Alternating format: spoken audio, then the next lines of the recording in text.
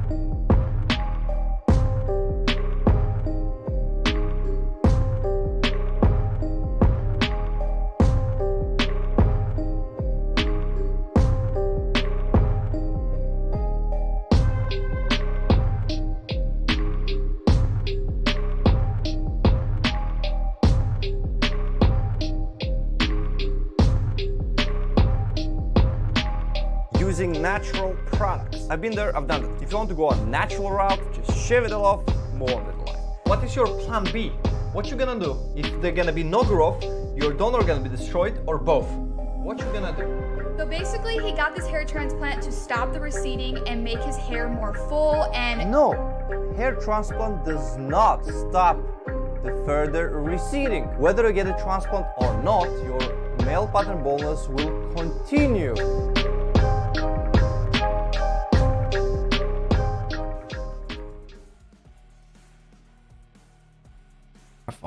What's going on, guys? Rolandas here, back again with another live stream. Apologies for the usual stuff with the technical issues. Cool. It's been a while, to be honest, since I did a live stream, and I was thinking, you know what, it's about time. And you know what I was thinking, today we're gonna just purely focus on questions, because I'm like receiving, especially privately, so many different questions. It's crazy, and I apologize for for some of you guys that I not coming back. I just physically don't have this time to answer to all of you. So that's why I figured maybe this is gonna be the best kind of opportunity to answer your questions in the live chat during the live stream. So it's not gonna be just for you answer, but also a lot of people gonna benefit from it as well. And you know what, I actually wanted to kind of, while waiting for some more people, I received really interesting question. Actually, it was today on one of my last YouTube videos. Let me pull this out. Alright, so we got this guy. He asked, my wife is 8 weeks pregnant. Is it safe to use topical finasteride near her? I heard that the baby can get birth defects if the mother is exposed to finasteride. So, if you think about it, why he's asking me? I'm not a doctor, you know what I mean? This person definitely should go directly to his doctor who's prescribing to him finasteride and ask this question. It's so freaking important.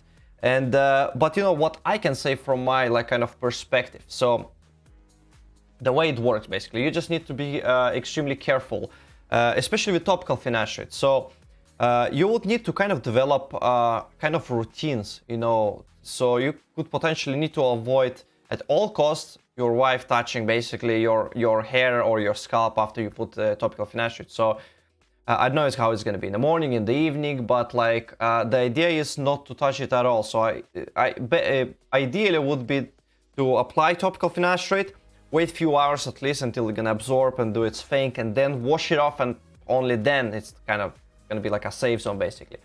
Or on the other hand, for example, if you decide to put just before you're going to bed and then you're gonna go to sleep, you're literally gonna be on your pillows, it can still have some residue. So again, I'm not saying this might be enough to cause any birth defects or anything. It's actually really a small evidence that it actually does anything. But when you're talking about kids and everything like that, it's better to be on a safe side, at least in my opinion. So yeah, if I would be in this guy's shoes, I would probably try oral finasteride. If he for some reason cannot tolerate oral finasteride full dose, maybe he could split it, maybe take a half dose, like a 0.5 milligram. But even then, if he will decide to cut it, he would need to be careful so his wife is not touching the cut part of the pill, or any residue that's staying on the knife or on the chopping board, etc. So again, it's a little bit more tricky, but I think it's a little bit easier than going with the topical finasteride route. So I would probably just go with the pill, and maybe ideally even take it somewhere else, at work, in a garage, whatever, where the wife, it's not really actually going often. And yeah, that probably what I would do. Or if, let's say, he still wants to go ahead with topical finasteride, I would maybe, I don't know, take in the morning before going to work or something like this, so it's less chance. And then when you're coming from work, you just take a shower and you're all good. So yeah, this is I found it really interesting question. First of all, the person's actually even asking me, so yeah, definitely just go see a doctor. It's really, yeah, I'm not a doctor. And by the way, guys, if someone new here who is watching this live stream, my name is Rolandas, as you'll notice by my channel name. I had 2 hair transplants with Dr. Bruno Ferreira in Portugal, so I was Norwood 5A, I was freaking bald on top, there was nothing. So yeah, whatever you see right now is basically transplanted. And you know what, I'm really happy it's a full result. And yeah, turned my life upside down, definitely. So yeah, I'm really happy. Let's go to the chat. Old boy, hey dude, what's going on, mate? Oh, perfect timing. I'll have to switch off this alarm. Give me 1 second, guys.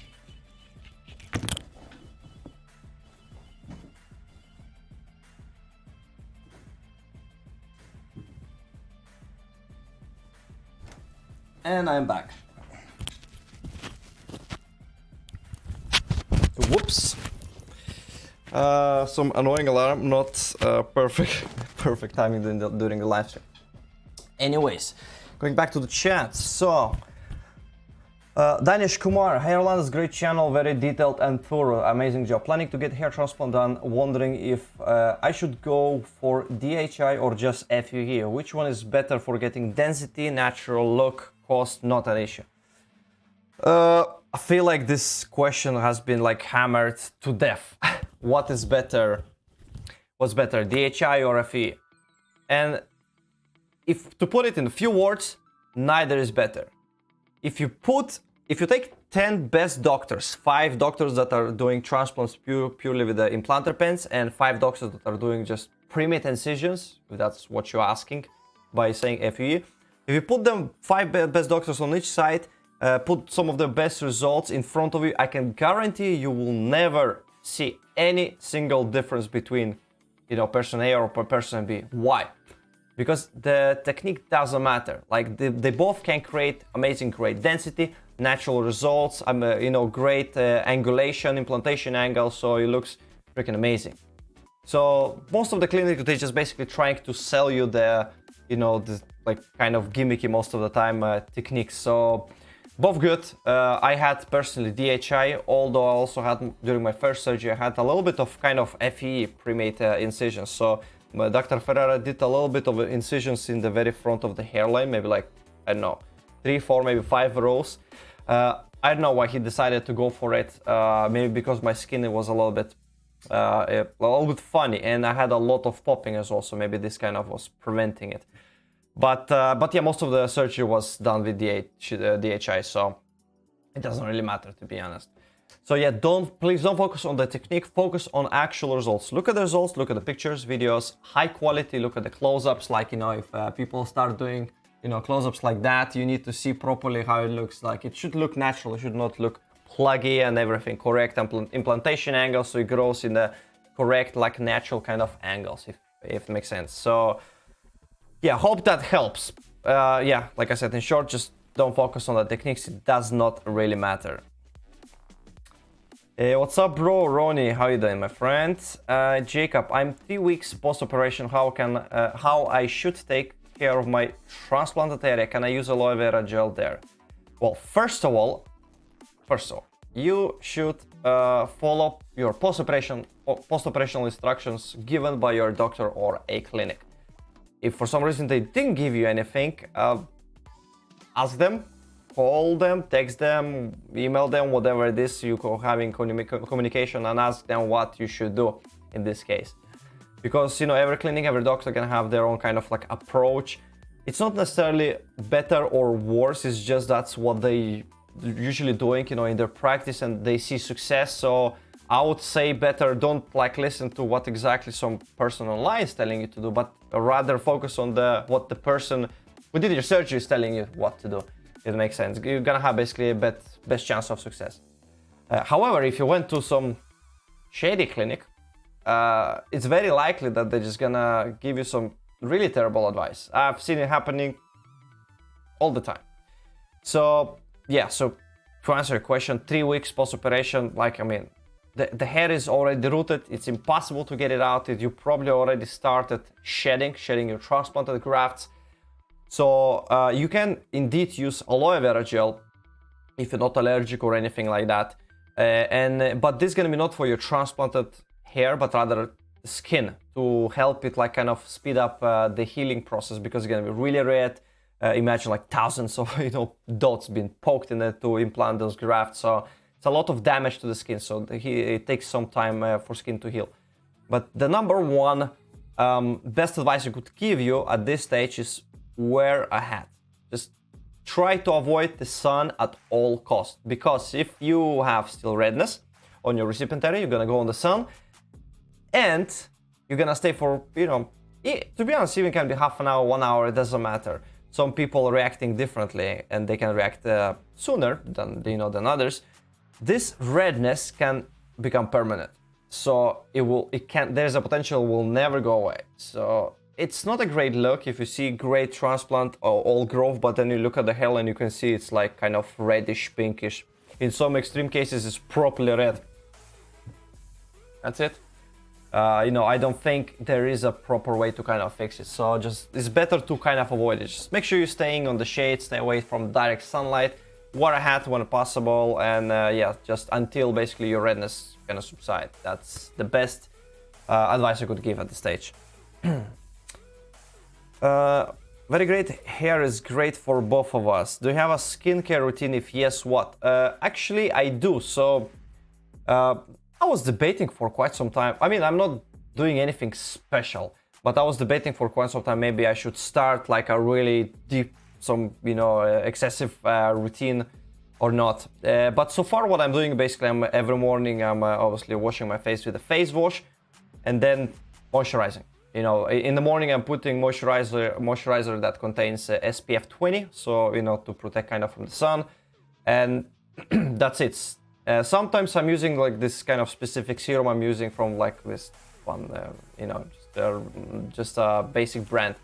But mostly it's just a face wash and then moisturizer, that's it. And then in the evening, again, before going to bed or in the shower, whatever, when there is no sun already anymore. So I'm just, again, washing my face and putting kind of PM style moisturizer that does not have SPF, but can kind of, you know, create it to kind of help your skin kind of regenerate and heal and, you know, keep all this moisture in your face. So that's my standard one. But then how recently, maybe half a year ago, a bit less than half a year ago, I started implementing a tretinoin cream on my face. So I didn't start from this basic retinols that are like very weak. I straight away went to the tretinoin. I'm using 0.25% strength, so it's quite weak, but I'm using every single day. And at the beginning, it was a little bit, you know, red, kind of, you know, the skin was a little bit, how to say, sensitive, but it subsided really well. And to be honest, I don't see my skin kind of handles really well. So I'm using now, I'm trying to use it every night before I'm going to bed. So I'm face washing, putting tretinoin, then putting my moisturizer, job's done. And this is my skincare routine. I was thinking maybe I can try some other things, but, you know, I have a baby face, my skin is pretty good, so I'm not complaining. Yeah. Maybe discuss together scientific data and experiences, if anyone in the live stream has experience, on the efficacy of 3 or 4 milligram of finasteride versus 7 milligram per week. Thank you, buddy. Ah, per week. Okay. At first I was thinking per day. That would be something. Can you imagine taking a whole pill, 5 milligram every day? You know, I know people for a BPH, for for this, for benign prostatic hyperplasia, they're taking it, and you know, it's fine. That's actually how they started finasteride. So yeah, and as a side effect, they notice they started growing hair. But yeah, 4 versus 7, I think it really depends. I can say for myself, I'm just taking 1 milligram a day every single day. So why? Because I don't want to screw it up. I don't want to fuck up my hair loss. I was already freaking Norwood 5. I can potentially go to Norwood 6 easily if I stop finasteride. And I don't want for this to happen, because my lateral outcome's gonna drop, my crown gonna drop. I need more grafts, more work done, and I'm gonna have, you know, I don't have this much donor area in my, you know, my donor area to use for the future transplants. So I have to like kind of save every single hair as much basically as possible. So yeah, I'm using every day 1 milligram just to kind of give myself the best possible chance. So I don't have any side effects, so, you know, like, why should I reduce it? But I know some people taking every other day, so it's either 3 or 4 milligrams per week, and, you know, they're doing well. So I've spoken to, I don't know, probably already hundreds and hundreds of people that are on this kind of smaller doses, and, you know, it works. It works because every single individual gonna have like a different, their androgenetic alopecia gonna be like a different strength, if it makes sense. So it can be more severe, it can be like more kind of basic and lighter. For example, ask yourself why not everyone is going to become Norwood 7. Why some people stop at Norwood 3, at Norwood 2.5, what did I say, at Norwood 4, at Norwood 5? Why nobody is progressing all the way to Norwood 7? There is like a strip, very thin strip of donor basically left, and that's it. Because every single individual have different kind of pattern that is determined by like individual kind of follicle sensitivity in like different areas. So some people gonna start losing hair in the crown because the crown hair follicle sensitivity to DHT is much more compared to like mid scalp or any other areas. And on the other hand, there's a condition called DUPA, diffuse unpatterned alopecia, which usually means the hair loss, androgenetic alopecia, is occurring everywhere on the scalp, including the donor. So there is no safe donor area for the transplant anymore. Usually this person is not a candidate for a transplant. So in this case, again, it's just this particular areas there, the follicles in there are sensitive to DHT, hence DHT is kind of attacking them. And someone actually asked me today, I think, again, in one of my videos, if I could talk about maybe like a diffuse thinning. And this is a perfect example. So diffuse thinning, he's asking how we should treat diffuse thinning. Same way. It's still whether it's a classical male pattern baldness that starts from the hairline, goes back, or on the crown, goes like kind of towards mid scalp, or all together, or whether it's like a diffuse thinning like all over your top of your scalp, it's still the same cause, DHT. DHT is attacking follicles, and follicles that are sensitive to DHT will start to miniaturize, and therefore they're gonna disappear if not tackled. So far the only way we can tackle it's the best way is of course through finasteride, dutasteride from basically 5-alpha reductase, kind of blockage. So yeah, and the same happens to people who have DUPA. Is the same way. What's the treatment for DUPA? The same thing: finasteride, dutasteride, minoxidil. It's all the same cause. It's just that you're kind of like unlucky that having sensitive areas in the areas that you ideally don't want. So yeah. So people that have a smaller kind of less sensitivity, they might get away with less finasteride in their system, at a given time. So hence why some people can get, even smaller dose.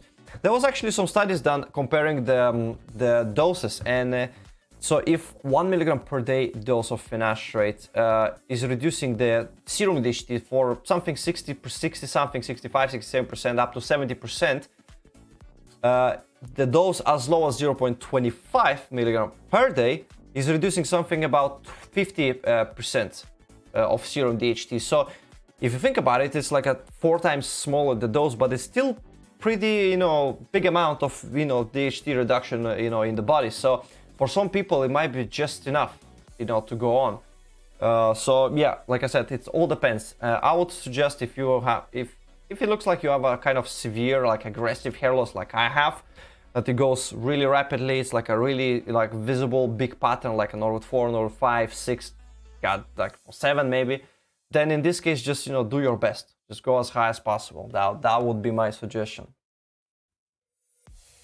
Crown Zach also want to understand what's the lowest dose of finasteride in which you can maintain. When can you be sure is it being effective in maintaining your hair? Well, so now I was just talking about it, and hopefully that actually kind of gives you more sense. Nobody can tell you as a fact that, okay, for you that's the dose, or for this other person that's gonna be that's gonna be perfect dose. Like, it's all like kind of, you need to basically go through trial and error. And personally, I don't want to go through trial and error and see, oh, I'm gonna start lose hair or no, because after you lose the hair, the cycle gonna repeat, but because the hair fell down due to undergoing the cycle of the telogen and the catagen phase and going back to anagen phase, but now the anagen phase is going to be very slow, slightly shorter. And the shorter your anagen phase, the shorter your hair grows for shorter amount of time, and therefore with each anagen phase you can simply just die. So try avoid shedding as much as possible. That would be my suggestion. I'm 23 and taking finasteride 1 milligram a day for 3.5 years now, but I would like to reduce it to 3 to 4 milligrams per week to improve the slightly reduced libido. I'm only scared that I will slowly progress. Well, if you feel like you got, well, again, I'm not a doctor. Once again, you should definitely speak to a doctor who is prescribing you the medication, and I'm pretty sure they would advise you either to drop it, but maybe it would be too drastic. But to decrease the dose definitely is worth it, because maybe you're blocking too much DHT and maybe it's not enough DHT in your body to kind of keep up with your libido. Maybe your testosterone is low, or maybe there's too high estrogen. Maybe the ratio between those is not what's the word I'm looking for? Not the good ratio. So there's variety of factors, and because DHT is like a very potent, it's like a much potent in your body. So you can, if your testosterone is low, it can kind of take over your kind of hormonal imbalances. So you're still gonna have libido and everything. So maybe that's the case. So if you're gonna reduce a bit less DHT, maybe it's gonna be fine. But I would suggest maybe to look into like other things. What you're like working out, obviously you're like a hormonal panel, just to see how it is. Maybe you're like deficient in some vitamins or some whatever minerals. If you like, if you're overweight and stuff like that. But again, if you're overweight, your estrogen gonna be higher. So blood work is actually a good idea, just to kind of double check your, baseline. Right. Richie Ron, do you believe Dr. Zarev will share his technology and techniques with others? His donor areas look like he never even plucked a hair after his giga sessions. Listen, I don't think there's anything particular or amazing about his technique.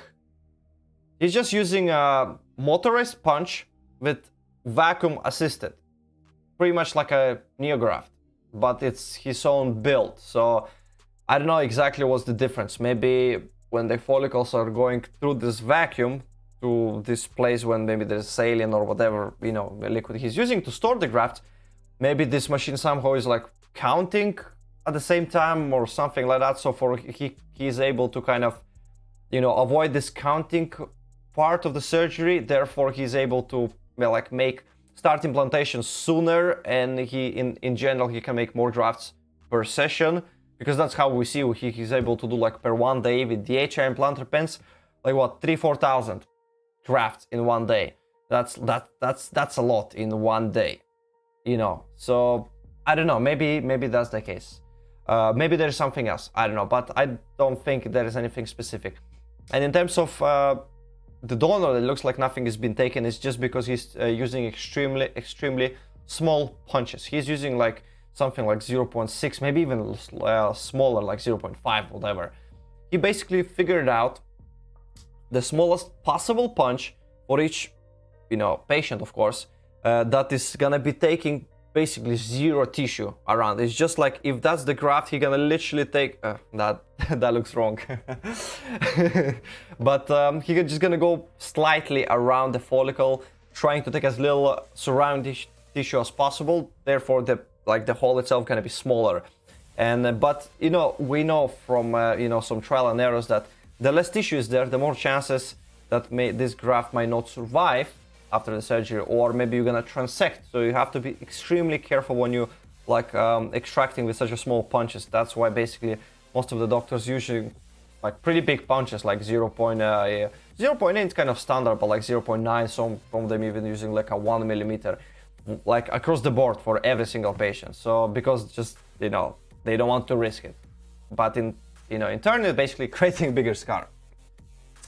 So yeah, I don't think there is anything particular about Dr. Zarev, but his work is freaking amazing. I'm a big fan of his, and especially his planning. I feel like if I would be the surgeon, if I would be doing this hair transplant surgeries, I would be exactly like him. Like just over analyzing every little aspect, just a pure math. He's gonna check, he's checking all the donor areas, all the recipient areas. He's basically doing all the math. He's checking how many a centimeter square there is. So, and then he's checking how much donor you have available for the transplant per each centimeter square in your donor area, and he's calculating how much he can take out, how much he can transplant in each given area, and he creates basically the whole master plan in something like 2 or something hours before the surgery starts. So yeah, this is crazy, but yeah, good for him.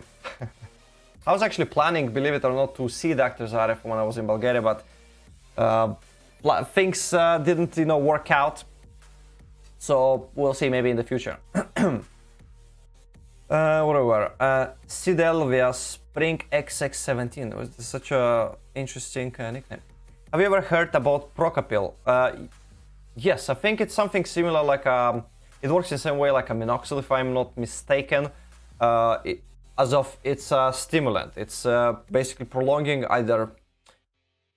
I might be wrong. I think that's the one that is prolonging the exogen this phase of the hair cycle, and maybe anagen as well. So basically, it works something like minoxidil, but it doesn't really target like DHT or androgens on the scalp, or in any like particular way that we know that actually stops progression of hair loss. So it might be a great adjunct if you can get your hands on it as a topical like stimulant if you're not using minoxidil, or even if you're using minoxidil as well, if you don't mind just adding some extra. But as far as I remember, there was nothing interesting in terms of efficacy, nothing substantial that everyone should put into their stack. So I'm not going crazy. That's why I didn't even, to be honest, look much. If I've seen there is not much efficacy, it's like, yeah, whatever.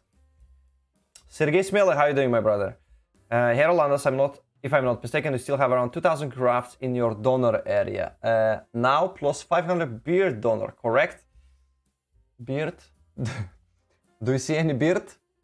I mean, okay, I just trimmed to 0 to the skin, literally like 1 hour ago. But I think I could take maybe from the neck area, and maybe 200 grafts.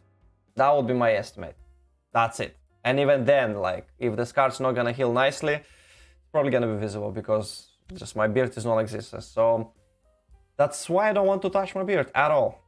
There is nothing to touch. So, but some doctors, I remember when I was trying to find my doctor to go for who to go to do my surgery, I was consulting with Dr. Pekiner from Ankara, Turkey. Amazing surgeon. Absolutely love his work. Real natural results. Doing everything by himself, consistently great results. But he really wanted to use beard during my first surgery. He's like, no, we're gonna use your beard, we're gonna use 500 grafts, and because we think that's the right thing to do. And I was thinking, my donor is freaking amazing. I've got like thousands upon thousands of grafts, and I don't have any beard. What do you want from me?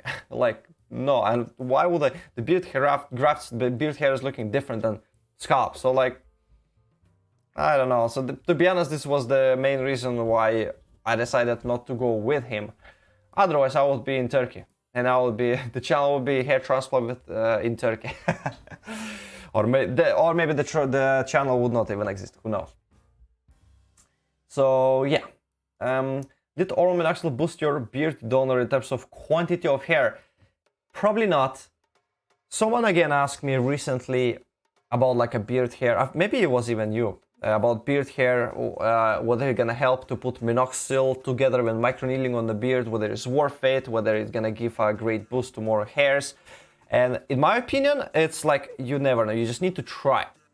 So it really depends, because a lot of people, they have like every single person actually have a lot of hair all over their body, including the face. Like women they have also a lot of hair on the face, but the hair is like so small, miniaturized, it's pretty much invisible. It's like literally like translucent, like some super tiny, even can be under the skin. But so if you have this kind of hairs, minoxidil can actually prolong this hair's anagen phase, so they're gonna grow a bit longer and a bit thicker and a bit darker, so gonna have more color in it. So if you have lots of it on your beard, which most of people do, which is like kind of invisible. So in this case, minoxidil can definitely bring this kind of hair to life. It can prolong the anagen phase, and there's actually a lot of evidence that's saying that it can stay even after you stop minoxidil, only because there is nothing that is actively miniaturizing this hair. So it's like kind of boosting it up and it stays there. So yeah, but yeah, in my case, there is nothing. And oral minoxidil, I don't think it boosted anything. I've tried topical minoxidil for like, I think for 1 year actually. I used for my beard just to see how it works. I used it together when I was using on my scalp, and it didn't do much. It did a little bit, so a little bit more kind of hair like sprouted here and there, but nothing really substantial.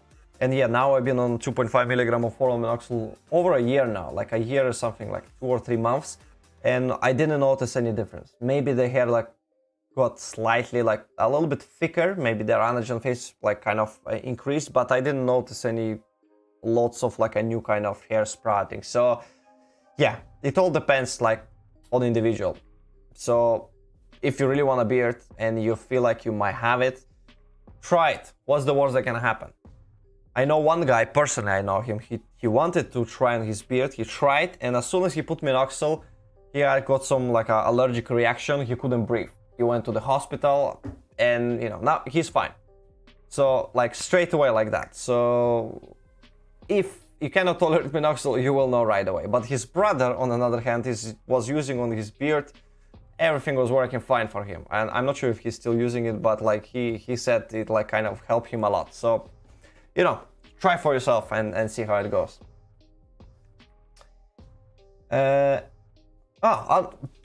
Going back to the grafts. Yes, I've got roughly 2,000. It's my personal estimation. I've got 2,000 grafts that could be taken without any visible change in the donor, because my donor in the back especially, let me try to maybe hold on, just trying not to move everything everywhere. So if you're gonna look at the back, it's pretty thick still, so there is quite a lot of hair. So in this area itself has I could easily from just this part take 1,000 grafts, no problem, and you would not even see the difference. It's just really thick, even though it's already been, I already had 6,500 grafts taken. So you know, it's just really dense. Around the ears, the bottom part especially, it's there is, you know, it's not the best place, because there is very slight retrograde alopecia, like basically 99% of people have very slight one. So but there is nothing serious. But around the ears, like a bit higher, the density is lower than on the occipital bone. Therefore, from this areas, I would say, I don't know, maybe 500 grafts max to take it from each side, in order for it to still look pretty much the same the way it looks right now. So this is, for example, the side. It looks hold on, like this. It looks still pretty dense. Come closer to the camera. Focus. You can actually see the holes, all the from my FE scars. But yeah, here is not as thick, but still could be taken some. But on the back here, I'm not sure if I don't see anything, but hopefully gonna catch something. So over here it's much thicker on the occipital part. So yeah, 2,000 grafts. Yeah, some doctors say they can take 2.5. Some doctors say they can take like 3,000, 3.5 even thousand. You know, personally, like yes, we can, but then you're gonna compromise the integrity of, not the integrity, but like the visual appearance of my donor area. You will definitely become like thinner overall, which, if it's done correctly, if it's done homogeneous, it's not gonna be a big deal, to be honest. As long as like there is a little bit of length, like for example right now with this kind of length, it should be fine. It's just gonna look overall a bit thinner if it's done correctly. If it's not done correctly, it's gonna look like shit. So as always, do your research, go to a good doctor who knows how to freaking do proper extraction pattern, not just some destroying everything.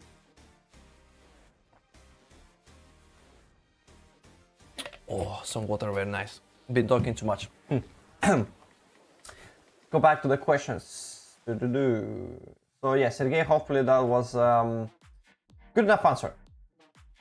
What do you think about donor restocking with beard hair if it's depleted? Yeah, I mean a lot of people having this kind of repair surgeries, and I understand why. I'm not sure if I'm a fan, because the beard hair is different. It can be sometimes even have a different color, which can be fine. But I don't know. I feel like I would prefer just to go with some SMP route and like maybe keep it at certain length, like shorter length hair, rather than, because whenever you're implanting it with scar tissue, there is a lesser chance of survival, because there is simply less blood supply. Maybe FE scars are not that bad because they are small. But if it's done into FUT scar, the FUT scar has more like, you know, collagen like storage, and like the whole scar tissue is like thicker and bigger, so it's like less even less vascularity in there. So that might be even less, like, you know, in terms of how much survival gonna be. And knowing in general beard grafts, their survival is like much lower than scalp. So, you know, I'm not a big fan. I would prefer probably, if someone really wants to, if the donor is really depleted in some areas, maybe it would be a better idea to kind of homogenize the look, meaning so if there is like a much visibly thinner areas, and like a visibly thicker areas of the donor, maybe from these thicker areas extract and implant strategically, once again, into the thinner areas. And so the end result, when you look at the donor, it kind of looks kind of homogeneous, like everything. It might be like the density, visual density can be reduced. Maybe you're gonna be able to see scalp a little bit, but it looks okay. It would look like it's just like a low density, but overall it looks kind of, you know, none of the areas kind of stand out. So that would be my probably ideal solution, like from scalp to scalp, and it look kind of similar, higher survival rate, etc. That's probably what I would like to do. Lars Rai Jeppesen, yo guys, how you doing? I'm on the Procabil since 6 months and it done really wonders to my head, but I'm writing to ask what will happen when I will stop giving it to my hair. My hair gotten way bigger, darker and really healthy, and the ingredients are cool when you read them, but nowhere in the web I can't find answers. What will happen if I'm going to stop ordering from Spain? Well, the answer is extremely simple, believe it or not. It works like, you know, across the board. The same answer for all the treatments to hair loss. As soon as you stop the treatment, you're gonna lose all the gains that have been made by this treatment. If you're using finasteride, you stop it, you're gonna lose the gains that are being made with finasteride. Same goes to the dutasteride, same goes to minoxidil, same goes to microneedling, same goes to low light laser therapy, LLT. I even forgot. I'm always mocking it, so I even forgot how the full name. So yeah, again, Procapil, all the new treatments, paralutamides, you know, CB, all of this, any treatment, because it's not a cure, it's a treatment. So as long as you keep using the treatment, you keep feeding your follicles. So if it's a plant, you keep watering it, it will grow. As soon as you stop watering, it's gonna die. Maybe the follicle's not gonna completely die, but they're gonna go kind of back to the baseline or the way they were looking before you started the treatment. Or if you were not on finasteride, meaning you're not actually tackling the root cause of hair loss, if it's male pattern baldness, then if you stop, especially if it's a minoxidil, for example, you can go back to your baseline, but a little bit worse. Because with minoxidil or any other stimulants, you're taking them, and at first, in the first maybe year or two, it looks great, it looks like it works amazing, hair is thicker, but in the background, the hair loss still progressed. Like the DHT is still attaching to the follicles, and it's still miniaturizing them, the anagen phase is decreasing. But in minoxidils, prolonging the anagen phase, what's the word I'm looking for? Basically, it's like a fight in between who's gonna prolong, who's gonna decrease the anagen phase. But as soon as you take out the minoxidil, the baseline of anagen phase without the boost, gonna be lower. So therefore, you're gonna feel like, oh, minoxidil made your hair worse. No, it's just you didn't tackle the root cause of hair. So it would be the same with the Procapil, because if I remember correctly, I don't think it actually tackles in any way, shape, or form androgens. So I don't think I don't think it's a good idea to use it as standalone treatment. If one has no androgenic alopecia and he started to use minoxidil and he decided to quit it after a couple of months, will the shed hair come back? Yes, I mean, the hair shed will always come back, doesn't matter what kind of hair loss you have.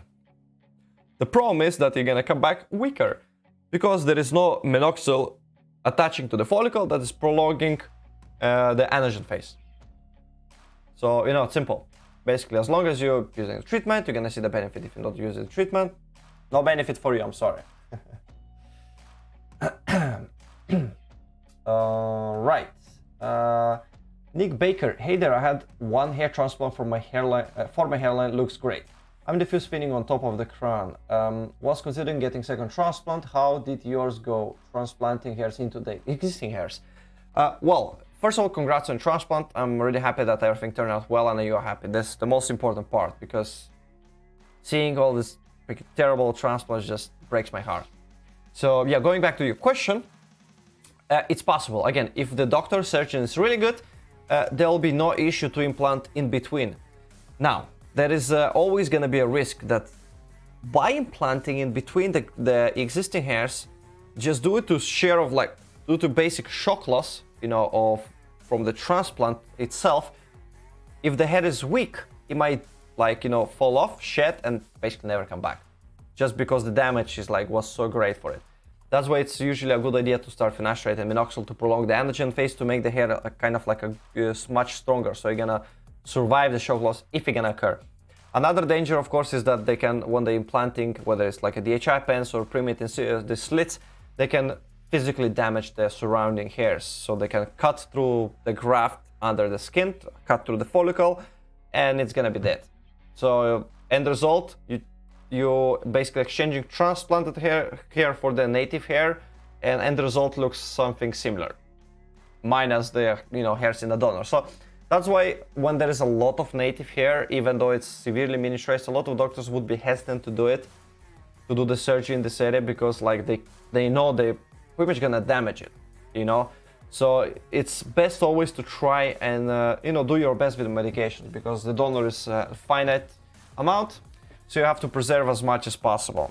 Of course, if you go to some shit clinic, they're gonna be happy to take your money and do whatever you want. They're gonna implant, on your nose island of grafts, and they're gonna grow just fine. Never do it. That's hilarious. Today marks exactly 3 months of post-operation hair transplant for me. I was normal with 4 to 5, and I did 3,200 grafts. Not taking any medication, but at 3 months, I'm kind of disappointed with my results. Wow, you wrote a lot of the densities and the temples were pretty close to nothing. As your pregnancy, at least some baby hairs growing. Okay, straight away, 3 months. Welcome to the club. Do you think everyone started growing hairs like wild at 3 months? No, everyone pretty much went through this stage, and you just have to be patient. It's the best I can give you, mate. Just be patient, and it's gonna come. If the transplant was done correctly and well, if you trust the doctor, if obviously you've done your research, you trusted your doctor, you should be fine. You just try. You have to trust the process. The good thing about it, that the worst part is behind you, the surgery, and 3 months. This is just literally the biggest part. Now, any day now, you can start experiencing new growth, start sprouting through, coming through. So any day. I remember for me, after my first transplant, 3 months, I was literally freaking just bald. I was looking like a freak, 3 hairs, long hairs sticking around, red scalp, nothing, and skin looked a little bit, weird in there, because, still recovering. But I think after 3.5 maybe months, I started noticing almost on a daily basis new kind of little tiny hairs sprouting here and there, and it was really encouraging. So yeah, just be patient, man. Be patient, and the hair should start growing if it's done correctly. So yeah, my doctor emailed me saying I'm still in ugly duckling stage, but I compared to my 3 months other people on YouTube, I'm worried. Well, ugly duckling stage, usually people are talking about the stage when it's shedding, and yeah, I guess you can call it ugly duckling phase when there is still no growth. But it should finish anytime now, basically. So yeah, and never compare yourself to other people on YouTube, especially of all places, YouTube. If you really I don't know if you guys notice, I'm just posting, I'm talking about everything about I don't care whether it's good or bad, you like it or not. I'll just talk about my experience. If I like something, if I don't like something about my transplant, about my experience, I'm just telling straight away. I'm doing really nice close-ups if you've been going through my updates on my both transplants. Good quality close-ups with pictures, videos under the direct sun, under inside, indoors, outdoors, in different light conditions and angles. So just to show how in reality everything looks. While vast majority of people, especially on YouTube, they're just gonna show you like this. This is their transplant, like from far away. Okay, look, I'm happy. While in reality, you're gonna come closer, you're gonna see sticking out triple doubles, you know, in the hairline, and it's actually sparse, really thin. So, you know, just be careful when you especially comparing yourself to others. Like most of them, and again, on the other side, most of the people that are posting online, they more likely than not, they will post something positive. Especially if you're talking about creating a YouTube videos, because why would they put themselves out there online crying? Nobody wants that, but to show off, everyone loves to show off in some way, shape or form. So, you know, you can consider it as a showing off. Oh, look at me, I'm 3 months, already have a bush growing on my head. Good for you, this is not everyone. As an average, nobody has anything at 3 months. So yeah, be patient. Tods, hello, I'm currently on month 5 and I'm not sure if my results are just ahead or they really are that good. I started topical minoxidil after 2 months of my hair transplant, so maybe that's accelerating the process. Either way, did lots of research and I'm very happy with my results so far. First of all, congrats, mate. Really happy, absolutely stoked for you. I'm really, like, I love reading this kind of feedbacks and like people getting like transplants, getting the results and just like moving on with their life. This is freaking amazing. Love it. 5 months. Usually it's like quite early still.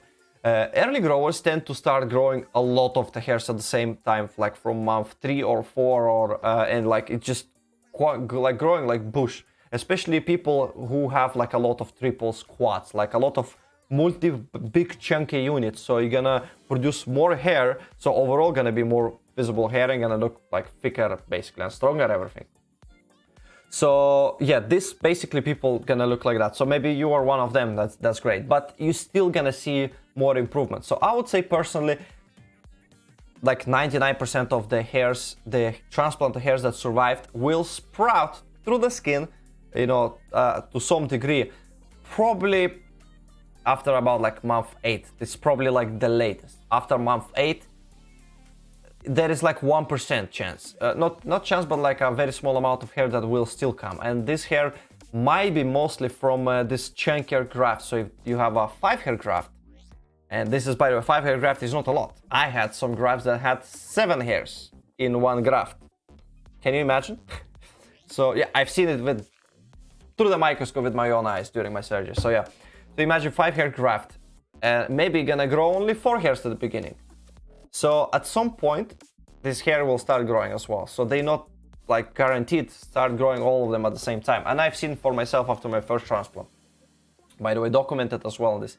So like between month 8, 10, you can still see here and there a few hairs, but it's very small amount to be honest.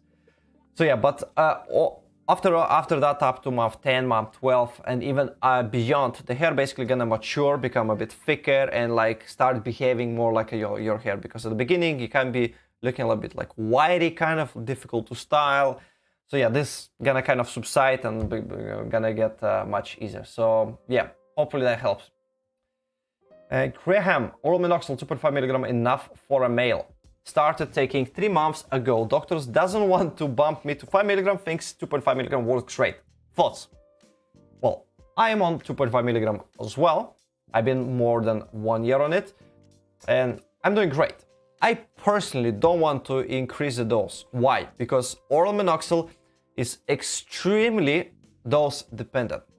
The higher your dose, the more efficacy you're gonna have, which is great. But the more potential side effects you're gonna have as well. This is literally, it just goes hand to hand. The more efficacy, the more side effects or potential side effects. Of course, the common side effects is gonna be like a hypertrichosis, like a, you know, fluid retention and stuff like that. Like something that is not really like that big of a deal. Maybe fluid retention can be, but hypertrichosis, you know, some people it's fine. Again, we discussed already in the beginning of this, like earlier on this live stream. If there's enough hair, that's gonna be your hypertrichosis. So yeah, but you know, but also moving from 2.5 to 5 milligram of oral minoxidil, you're opening yourself to the new potential side effects that are documented with this dose so far. Some related to the, you know, heart-related issues. again, it's still gonna be a pretty small amount, but you kind of opening to the bigger chance. So it's up to you basically, you know, whether you want to kind of take this chance, this gamble, or you okay with 2.5. 2.5 works really well for me, and I personally am not trying to increase, at least not now, maybe in the future if I'll see I really need it, but I'm trying generally to stick like to the lowest dose, because minoxidil is just stimulant. It's not really stopping hair loss, so I'm not like going after it as much. I know finasteride actually stops hair loss, male pattern baldness, so that's why I'm kind of more focused on finasteride. So yeah, that's my opinion. Hello bro, how many grafts have you transplanted and how much they cost? Your hair looks great. I'm on my journey as well, been on daily minoxidil and 1 milligram of finasteride for a year and a half now. Your results give me hope transplant in the future now that I'm stable. Bro, which is the best DHR? Too many questions, okay. Actually, that was the last question was another person. Hold on. Sorry, I actually mixed two people. They're just the same color. So, okay, going back, Ahmed. How many grafts I had? I had 6,540 grafts done over 2 separate surgeries, 1 year apart. So I was Norwood 5A. I had nothing on top. Now I have everything on top, except this little parts. So these parts were still not touched. And that's potential for the third transplant, if I decide one day. So far, I'm not in a rush. It doesn't really bother me that much. But, you know, more likely than not, I'll have it done. You know, once you start, you cannot stop, as they say. So, yeah, and the cost I pay at that time, that I went to Dr. Ferreira, and at that time, he was charging 2.5 euro per graft for the first 4,000 grafts. And after 4,000 grafts, he was charging 2 euro per graft. So I was kind of fortunate enough to find him while he was unknown and trusted my gut instinct to go with him. That was a big leap of faith, and it turned out well, and now he's a superstar. Good for him. But yeah, but now I think he's charging much more. I'm not entirely sure, but I've heard from other people he's charging something like 3.5 euro per graft currently. So I might be wrong. It might be lower, might be higher. I don't know. But I'm not like keeping in touch with him, so I have no idea. So yeah, that's that. You can do the math how much I paid.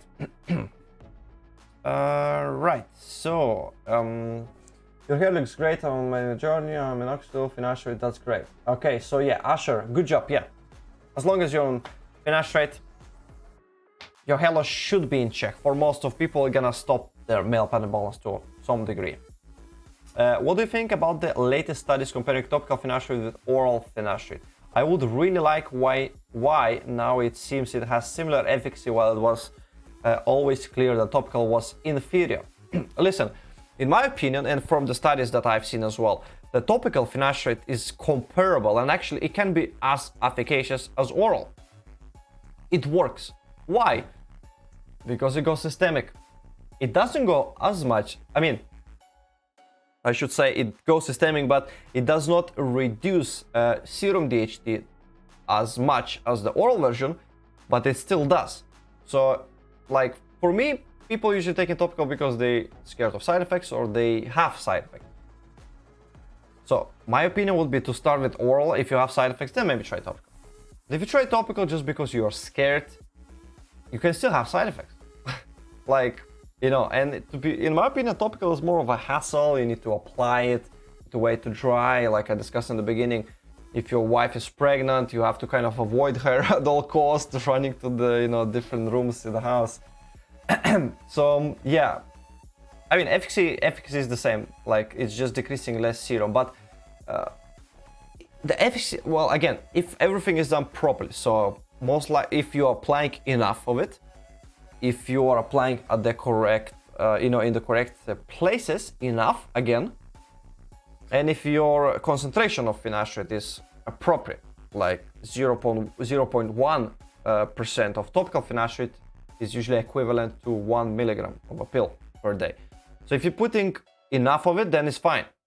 But the problem with topicals, and that's why I'm not such a huge fan of topical finasteride, is that you can apply too much. And for example, if I would use topical finasteride, I would definitely apply much more than the next guy who is on Norwood 3. Because Norwood 3 needs smaller area. He gonna apply just somewhere in the hairline. While I, being Norwood 5, almost Norwood 6, I would apply it all over. So I would need more of this liquid. Therefore, I'll likely use more actual finasteride like ingredient.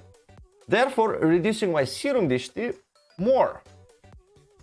So what's the point? You kind of trying to taking topical just to reduce possibility of side effects, but you can actually potentially have more side effects or the same amount as a minimum, just because you can overuse it and then you still decrease the serum DHT to kind of similar extent. So it's like a hassle, and plus much more expensive. I don't know, I'm not a big fan of it.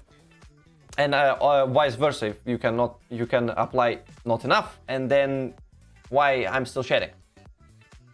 It's much easier to just take a pill or half a pill, whatever. You are actually in control of the dose like 100% of the time. That's my opinion. All right, bro, which is the best, DHI or FE? Ooh, Ahmed, very interesting question. It's very deep question. It's very complicated to answer this. You know why? Because I already answered this in the beginning. But you know what? I will take the time to answer it once again, just for you, special. It's very complicated. Sit down, grab a beer, get ready for your mind to be blown. It doesn't matter. There is not much difference, if any. There is certainly no difference visually between DHI implantations and FE implantations. This thing doesn't exist, FE implantation. FE is extraction method, but I know what you're talking about. Like I said in the beginning, if you put 5 best results from FE made with pre-made incisions or 5 best results of DHI, put them side by side, you will never find out which person had which surgery. Why? Because if the doctor knows how to do the surgery, if he done it correctly, implanted the hairs at the correct angles and correct type of hairs at the correct given good type at the correct area, everything gonna be looking fantastic, dense. With the biggest sell-off of DHI is that we can implant higher density, and it's proven you can implant 100 grafts per centimeter square. Nobody gonna do it. You know why? Because if you implant 100 grafts per centimeter square everywhere across the board, all of your grafts gonna die. None of them gonna survive, and you're gonna waste all of it. Why? Because there's not gonna be enough blood supply to feed all of them at the same time, so they're all gonna die. That's why the maximum density usually that's been implanted for one surgery is up to 60 grafts per centimeter square. This is even most of the doctors, they prefer to go lower than 50, 40, 45, just to kind of stay safe. Because the less grafts per centimeter square, more blood supply, more chances they're gonna survive and they're gonna grow and everything is gonna be fine. And to be honest with the density, I think it's a good idea not to run for density, especially at the beginning. And my light just died. Just, focus on one area, and then during the second transplant, just come back, add some more. It's always better to come back, add some more, rather trying to pack it, and then just gonna be low survival. It's just a waste of graft. So yeah, going back, which is best? Neither. Both are great as long as the doctor who is using the tools is good. End of the story. Is there any way to treat post-FU scars if you grow bald in future? I want to have a hair transplant, but I'm worried about FU scars if I go bald in the future. And yeah, I mean, correct, you should be worried about the future and about FU scars, because the reality is, like Spencer Coburn says, once you cut, you cut. That's it. FU scars, they're gonna be visible. For some people, they're gonna be less visible. For some people, they're gonna be more visible. And you know what? I'll show you an example of my personal FU scars. And they're really visible. They are really freaking visible. And you know what? I didn't expect them to be this big, but there's nothing I can do about it. And all right, got some pictures here. Lovely. Boom. This is my donor area. After 1 year after my second transplant, so that's a full result, and I had 6,540 grafts extracted. And I did a skin fade. I was actually doing an experiment, microneedling on my FU scars to see if it's gonna work. I did it for 6 months. So by the way, it's a really good video for you to have a look. I did 2 videos. One I discussed how it works, and then 6 months after of doing it, I discussed what I found out, and it improved a little bit my scars, but it's not really, it didn't like bring any pigment, only because like the needle, it's not like long enough. But yeah, in short, they're gonna be visible. For me, there are 2 reasons why they're like really visible. First is because I have so-called hypertrophic scars. It means these scars are a little bit kind of they're a little bit like raised, and they are really, really, really white. They have 0 pigment in it. So they literally straight away stand out like in terms of color, and they are, if the skin is like if the skin is like that's flat, the scar is not going to be at the same level. The scar is going to be like very slightly raised like that on top of it. So it kind of stands out a little bit. This is why they kind of more visible for me. Plus, I have very high density in my donor area and darker hair. So light skin, dark hair, and a high density on the donor area, given my shit scars, very white and raised scars, overall gives this really obvious look of FE. If I would have less density, if my donor would not have this many grafts per centimeter square, believe it or not, it would look much better. Only because you would see less of this, you know, black dots all around. And this is, by the way, the scar not from the transplant. This is from childhood. I just smashed it like when I was probably 8 or 7, something like that. And it's, by the way, as well, hypertrophic, is still raised. I found out about it literally after my FE. It looks the same. If you look at the FE and this scar, they're exactly the same scar tissue. So yeah. And by the way, this is how untouched donor area looks, and this is the, you know, with the dots. So yeah, it can stand out. It can stand out quite a lot. So, but you know, nobody knows. So I'm personally, I'm not able to shave my head at all. If I'm gonna shave my head, well, I did skin fade here. So of course I can go with the razor, and they're gonna be very slightly like kind of better, but it's still gonna be visible. So I personally cannot avoid it. The only thing I could potentially do is just do SMP, but there is a whole other story about SMP and why I'm not a big fan, at least now, of SMP.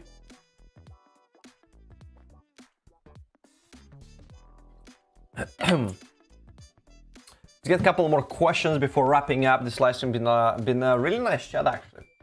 Really enjoyed some of these questions. And yeah, great to see so many actually people having great experience with transplants. It's amazing. How effective? This is a great question. I am Sairash. How effective is microneedling? Is it better than minoxidil? Is it a good replacement for those who don't want to use minoxidil? Microneedling. Well, some doctors, some trichologists, the dermatologists, they say that microneedling even on its own can be quite effective. It doesn't matter what kind of hair loss you have, but like the way microneedling works is it's creating a wound in your scalp, so your body is forced to start healing, to start the healing process, bringing more nutrients and more growth factors into this area, which translates to going a little bit to the surrounding hair follicles. Thus, they giving this boost to them by increasing their anagen phase. That's how it works. So this is like the whole science behind the microneedling. And yeah, so it's the same. It's not really comparable to minoxidil. Minoxidil, for all the studies, minoxidil on its own is like probably 10 times more effective than microneedling on its own. But microneedling on its own still does work. But combined, it's like 1 + 1 = 3. This is literally 1 minoxidil + 1 microneedling equals 3. That's just you get crazy results. I mean, again, it depends on the person, but usually it's like much more, becomes efficacious. So, where was it? So yeah, it's not necessarily a replacement, and they both work in a different way. So minoxidil is attaching to the minoxidil, as a chemical compound, is attaching to the follicle, minoxidil sulfate, so-called, attaching to the follicle, and once it's attached, the follicle grows longer. It prolongs their anagen phase. Well, microneedling is wound healing, so it's like in a different way. So you can stack them together. So, you know, that's why we're always talking about like hair loss treatments stacking on top of each other, because every single treatment works pretty much in a different way. All right, status compared to Topical Finasteride. I think the part of the reason I'm so happy is that I've set my expectations, and I understand the whole illusion of density aspect. Your channel was a big factor in me biting the bullet and getting the hair transplant. I'm glad everything worked out to you, and once again, congrats on your transplant, and appreciate your kind words. And to be honest, this is one of the main reasons why I started my channel, because when I was doing my research, I was doing shit loads of it. Probably nobody did as much as I did. Every day, literally, in the morning while I'm having breakfast, while I'm going to work, on my phone, while at work sometimes, during the like a lunch break, on the way back home, at home all evening, all weekend, like literally obsessed non-stop for like over like 1.5 years. It was just crazy. It's just, that's how the topic was interesting for me. So when I was doing my research, I couldn't find any people kind of being completely honest, if it makes sense, when they talking about their experiences, the transplants. And the more I learn about the transplant, the more I realize that most of these people, they're not showing the reality. It's like they kind of showing the nice part, one part, but then in reality, they cannot style the hair because it implanted in the incorrect angles.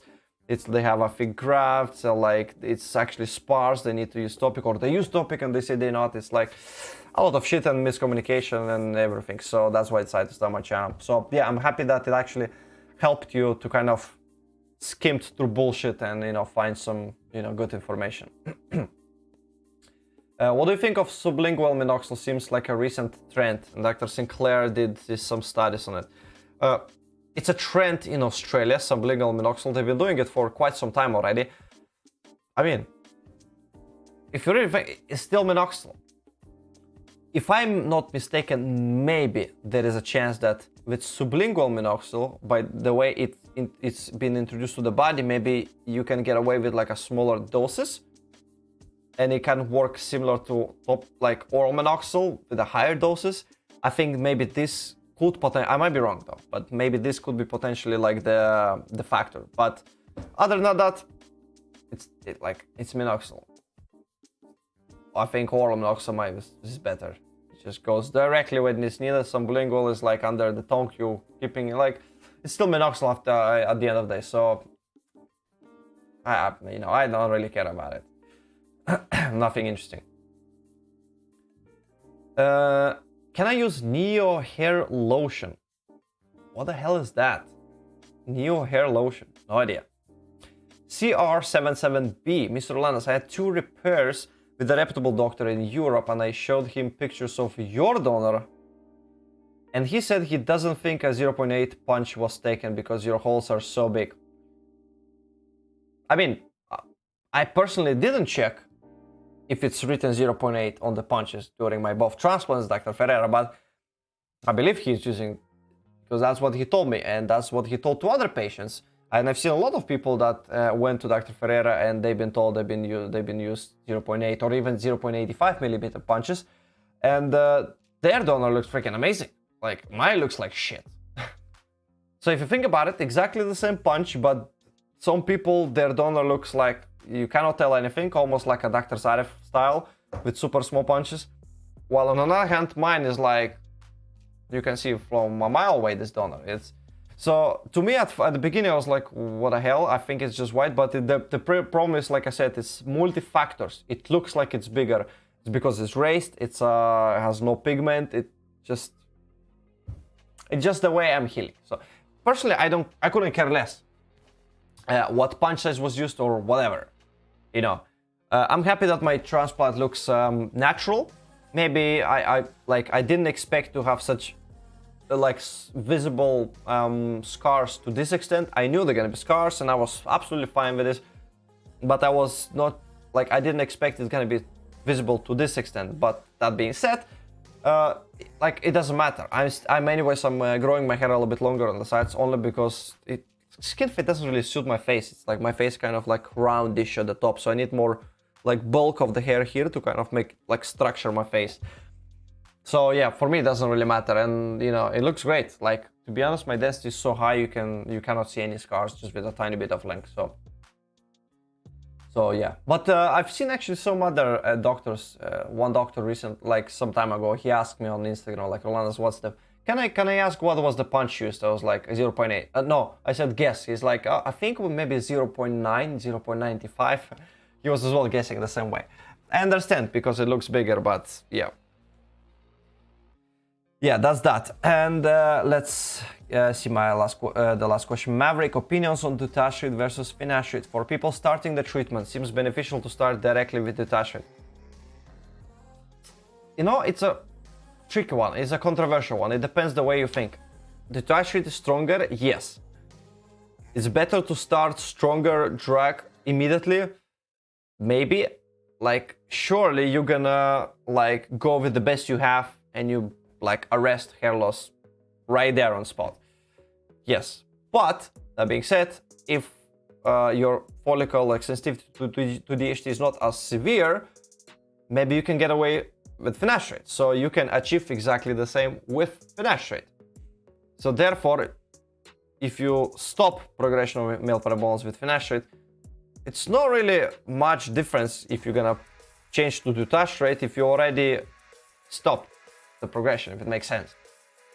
So this is the only reason basically why I'm prefer to kind of start slowly in this kind of cases and just have this stronger like options for the future should I need, because we all know like male pattern baldness never stops. It's like a lifelong disease, if you will. So, you know, we'll have to just keep fighting it until the day we die or until the day we stop caring about our hair. Therefore, I prefer to have dutasteride for later, just in case. For now, I'm using finasteride. Seems like it's working fine. I don't need to screw it up. Maybe I'm not even gonna respond to dutasteride. God knows for what reason. So, you know, it works fine. That's why I'm staying with, you know, finasteride. But yeah, dutasteride overall, it's, you know, blocking not just type 2 isoenzyme of alpha reductase, but also the type 1 isoenzyme. But again, there is no really study showing that type 1 isoenzyme is actually related to hair loss, unlike type 2. And also there is some evidence that type 1 enzyme is actually related to some neurosteroid that can affect your, you know, like a brain function, your mood and everything. So it's another kind of reason why maybe it's not a good idea to jump right away. It's kind of more potent drug. It can create more problems, potential problems. Again, it's still rare, but it's there. So we have to be kind of mindful about it, in my opinion. So that's why I'm doing basically for, yeah, long term. Most probably, more likely than not, at some point I'll be on dutasteride. You bet I will, you know, just that's the way it is. Probably when I'm gonna be 60, I'll be on 2.5 milligram of dutasteride every day, who knows. So yeah, you look good the way you are, thank you. Okay, last question. Crown Zach, just because you're just a huge supporter of the channel, been a long time. Do you think that if you start balding earlier, like at 19 or 20, it means that you are really susceptible to DHT and you will end up to higher Norwoods, or you may still get away with finasteride every other day? Thanks. You know, I don't like speculating too much. I haven't seen any studies saying that there is a link. If you start early, more likely than not, you will be. But from what I've seen personally and from my personal experience, probably yes, I would say, but like yes, with a question mark. Because, I mean, if you start early, means it's like much stronger, your androgenetic alopecia.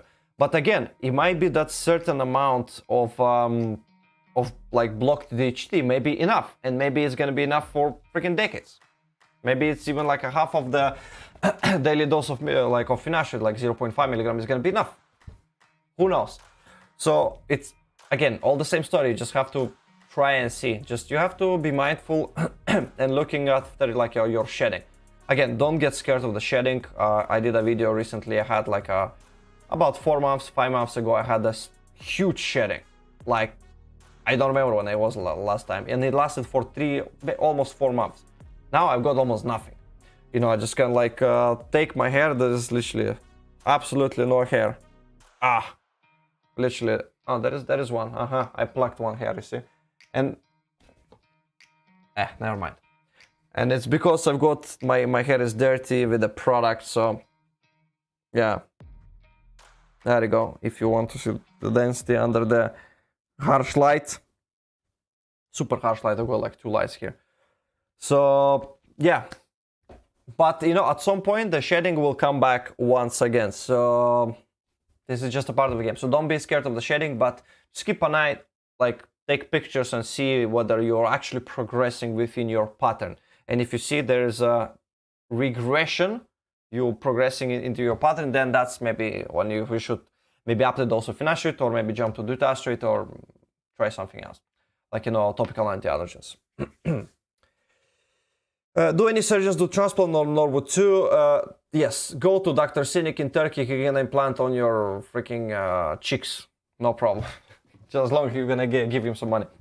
Okay, guys, so I'm gonna wrap this up. It was a really nice live stream. I hope it was helpful for some of you guys, and really great questions. Appreciate that. If you got actually more questions, make sure to drop them in the comments down below after this video. As always, I'm doing my best to answer to every single one of them. If you're gonna go through any video I've ever did in the questions, you're gonna see I answered to like 99.9% of the questions. So if you got something, drop them in the comments down below. I'll do my best to answer whenever I have the free time. Make sure to like this video. Just guys, start creating a habit. Start liking every single video, because that helps a lot to the YouTube algorithm. I mean, if you appreciate the work that I do, if you appreciate my time spending on here and just, you know, sharing what I found, and yeah. Anyways, not gonna be going too far. Yeah, once again, thanks so much for watching. Stay tuned for the upcoming videos. I've got actually quite a few interesting topics that I'm gonna cover, and I'm gonna bring some more guests into the future live streams. So make sure to subscribe and ring that bell so you stay notified when I'm going live, and with maybe some interesting doctors, who knows. Until then, thanks so much for watching, and I will see you in the next one. Peace out.